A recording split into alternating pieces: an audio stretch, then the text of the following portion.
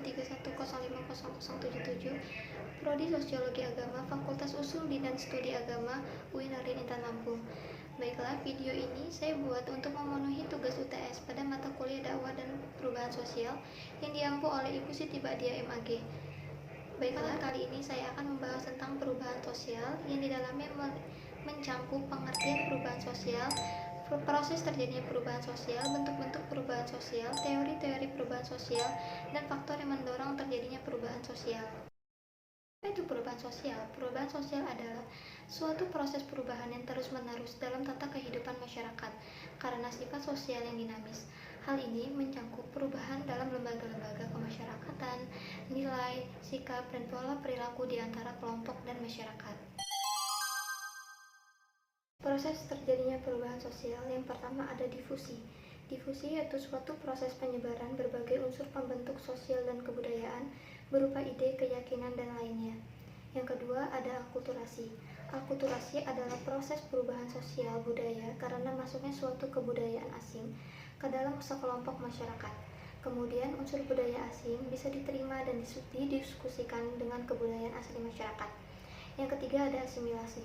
Asimilasi merupakan proses yang timbul apabila dua individu atau kelompok dengan latar budaya yang berbeda kemudian muncul interaksi lewat intensi dalam jangka waktu yang lama.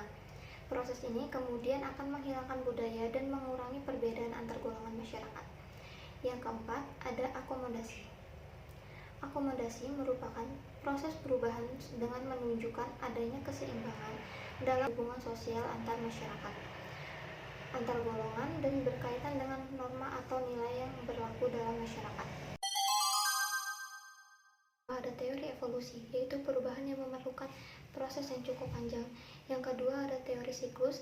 Menurut teori siklus, perubahan sosial adalah sebuah proses yang berulang. Artinya, perubahan yang terjadi di masa sekarang bisa memiliki kesamaan dengan apa yang terjadi di masa lampau.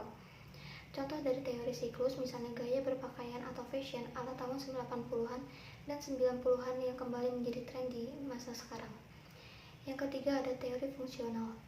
Menurut teori fungsional, masyarakat dilihat sebagai sebuah sistem yang saling terhubung dan memiliki fungsi.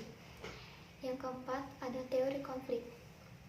Menurut teori konflik, perubahan sosial terjadi akibat adanya konflik atau pertentangan antar kelas sosial. Menurut teori ini, perubahan sosial dianggap telah menciptakan perbedaan kelas sosial di tengah masyarakat.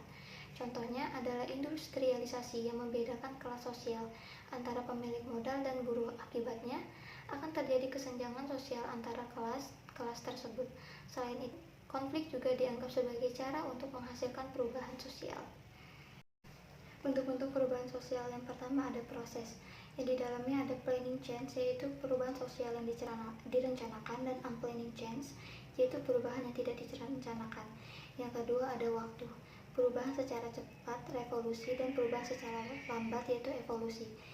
Yang ketiga ada dampak, yaitu dampak dari perubahan sosial, yaitu dampak perubahan kecil dan dampak perubahan besar. Ketiga ada cara atau metode, yaitu perubahan tanpa kekerasan dan perubahan dengan kekerasan.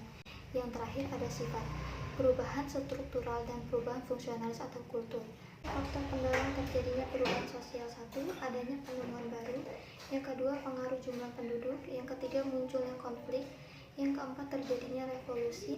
Yang kelima, motivasi berprestasi. Yang keenam, ada sistem pendidikan yang maju. Karena pemaparan yang dapat saya sampaikan, kurang lebihnya saya mohon maaf. Akhirul kalam, wabillahi taufiq wal hidayah. Wassalamualaikum warahmatullahi wabarakatuh.